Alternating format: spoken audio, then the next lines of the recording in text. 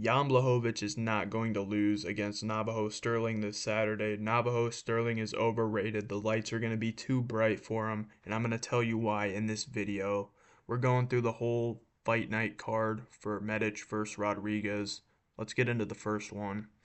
Stephanie Luciano and Marina Spasic. Luciano's got UFC experience already, 2-1, I think, in her first 3 fights, so not bad. She's fought higher level experience. Um, Spasic could make it competitive early, but not. It's the first UFC fight. Like, I just don't see it happening. So I'm taking Luciano by decision. I think it could be competitive in the first round, but after that, I just see Luciano taking over the fight and dominating. So I'm taking Luciano by unanimous decision. Jovan Leka versus Alexander Popik. The striking of Jovan Leka is something else, dude. Very, very powerful. Both guys very powerful, but uh, Leka's a little more aggressive, better finishing ability than Alexander Popik.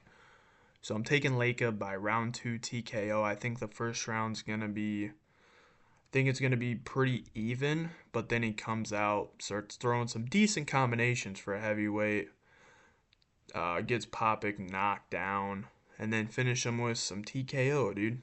So, taking Leica round 2 TKO. The aggression's better, and the finishing ability's better. Just going to overwhelm Popik in this fight.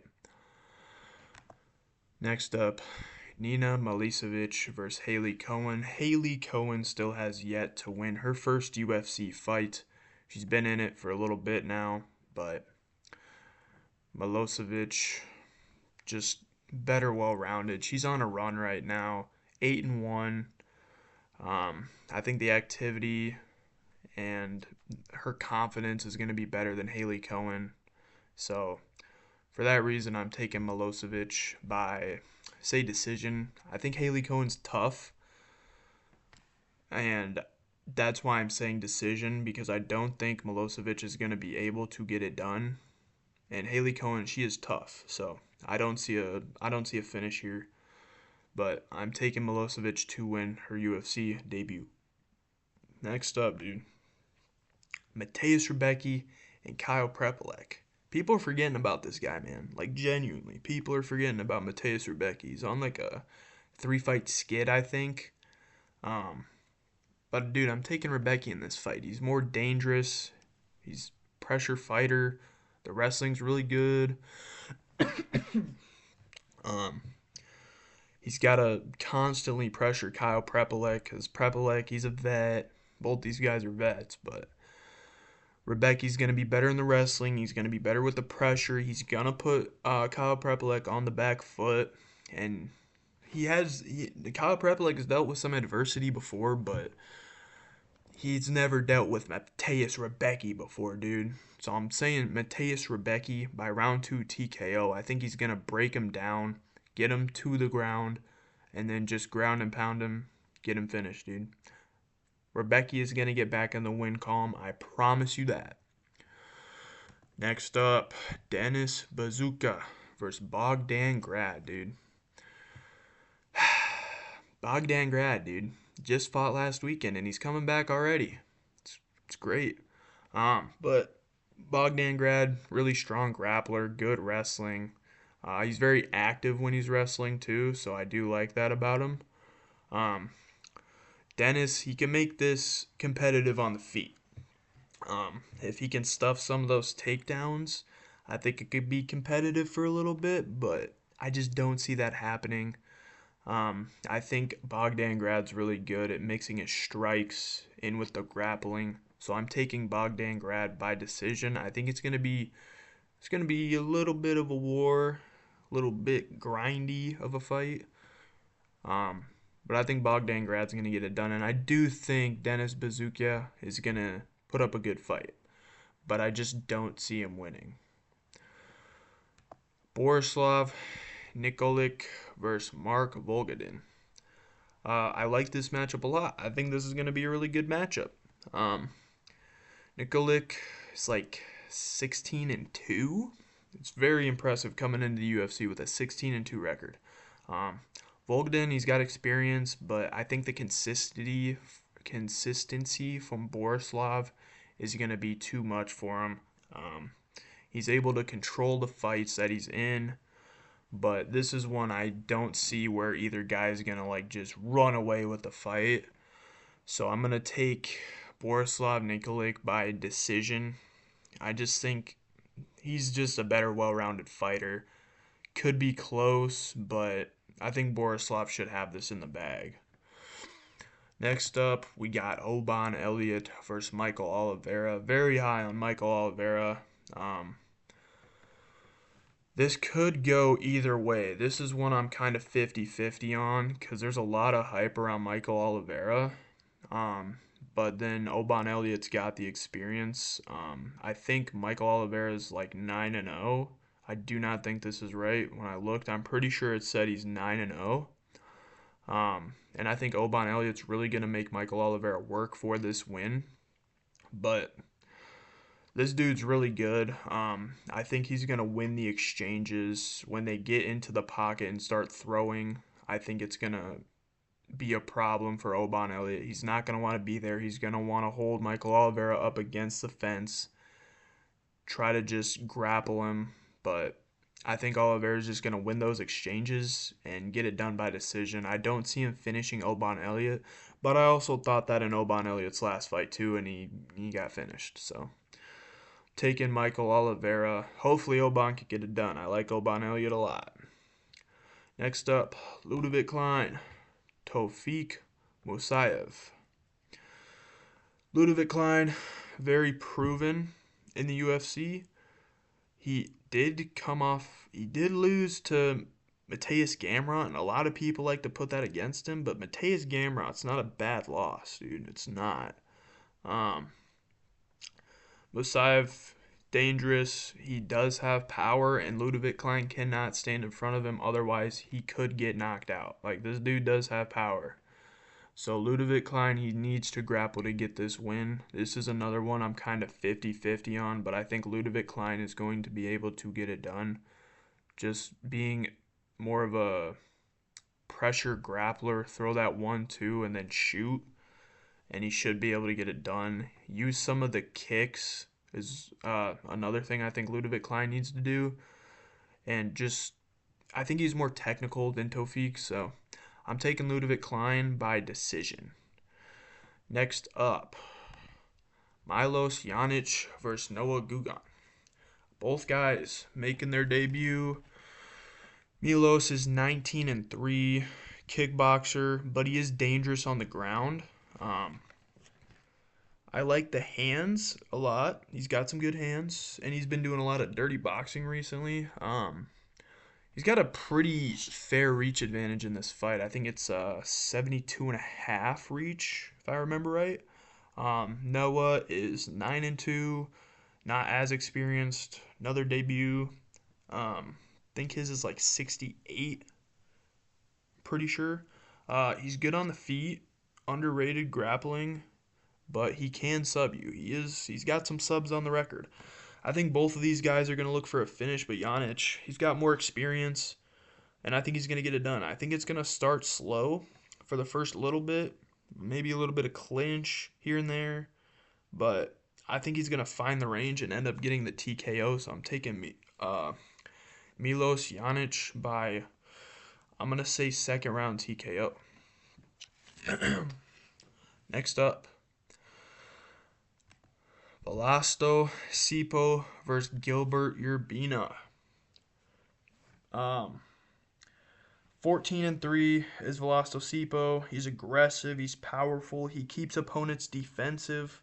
Gilbert Urbina is he's well-rounded-ish.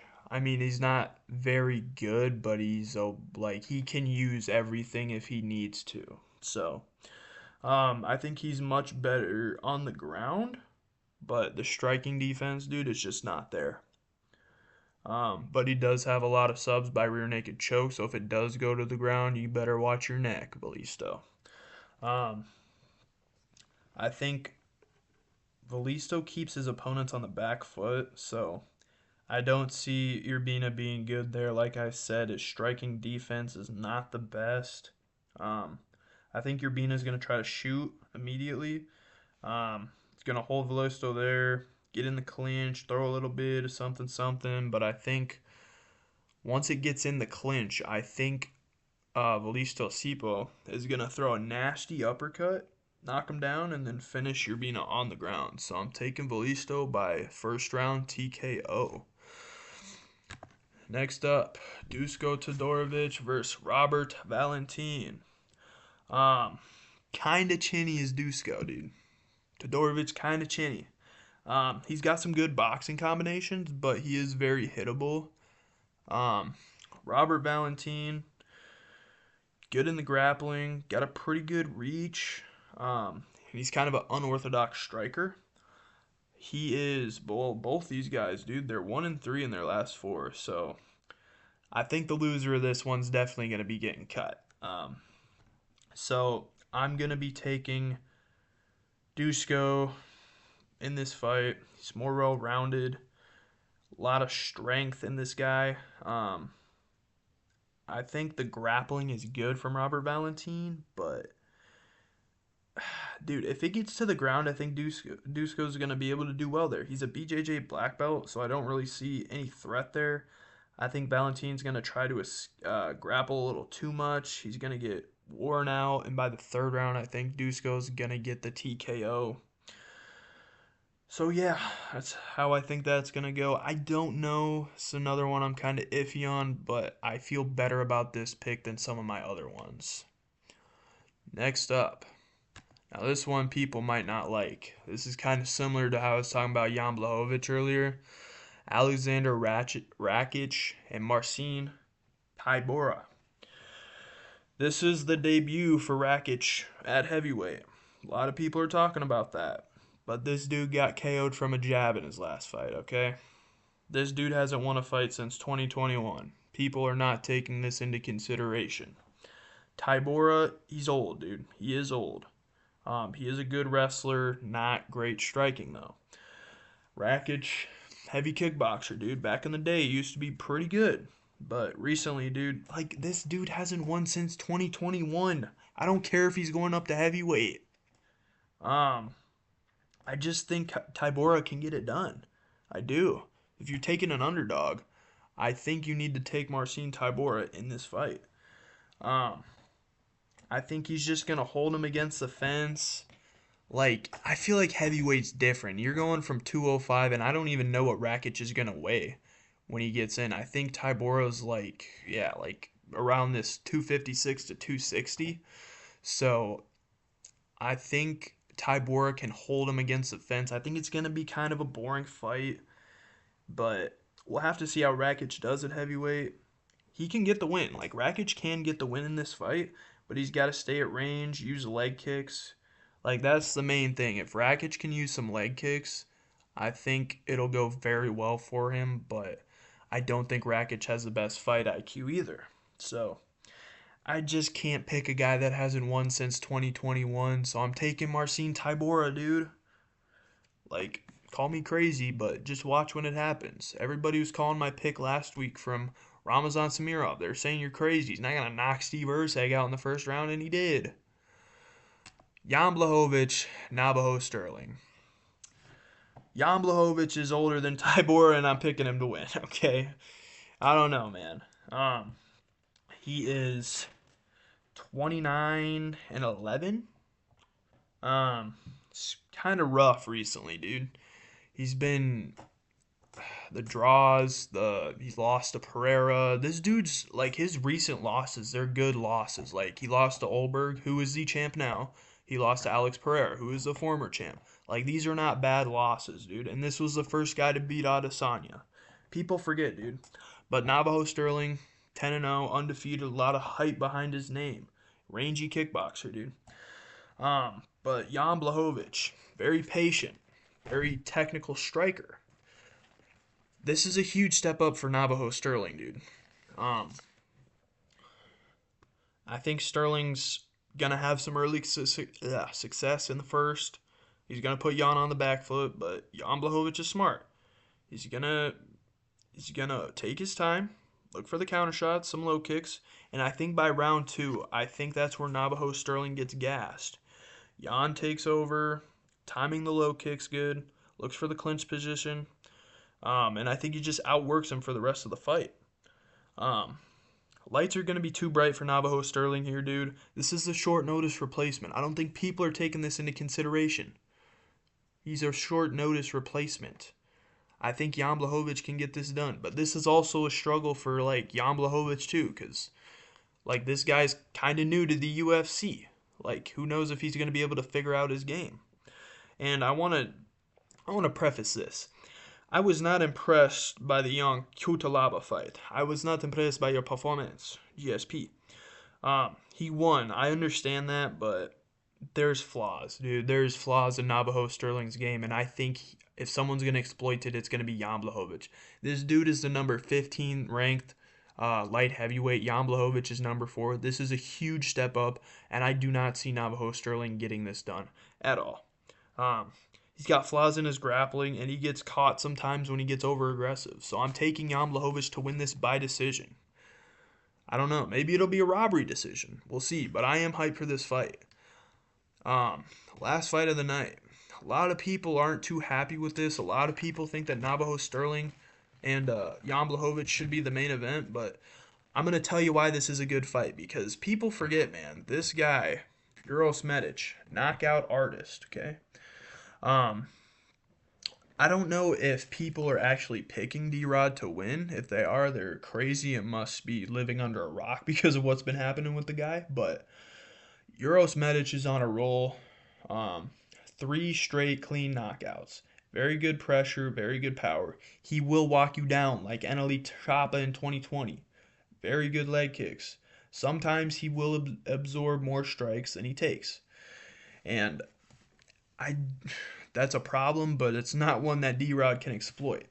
D-Rod's a boxer. He likes the pocket fighting, and he's got a good left hand.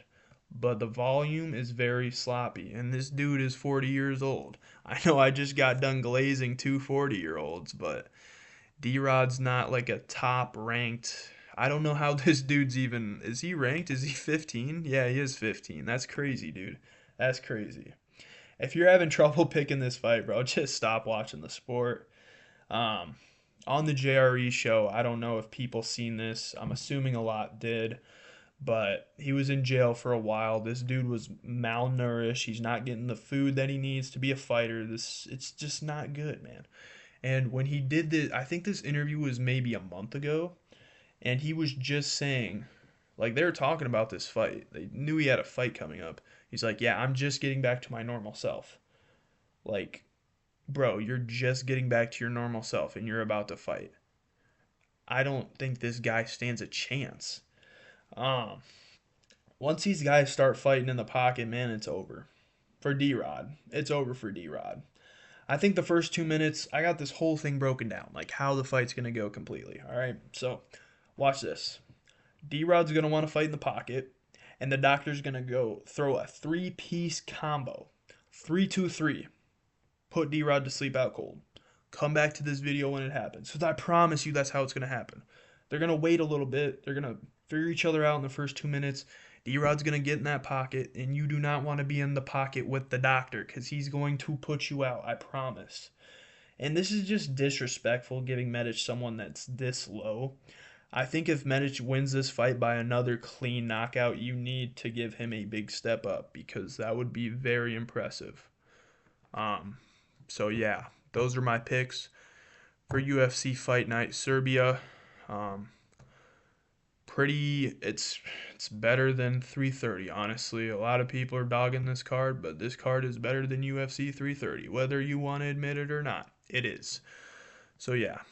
Those are my picks. Let me know what you think below. Thanks for watching.